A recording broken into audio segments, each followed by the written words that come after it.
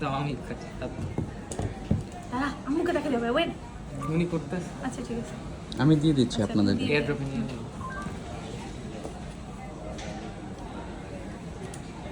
এটা কাটলে তো সমস্যা নেই। না, এটা কি আনঅফিশিয়াল ফোন চুরি হয়ে গেলে আর আব্বু পুলিশ তাহলে কোন কাজে আছে এটা ঠিক বলছো।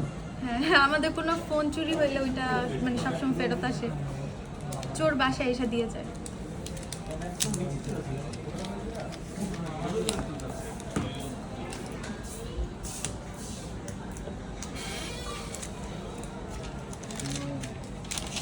আর কিছু আছে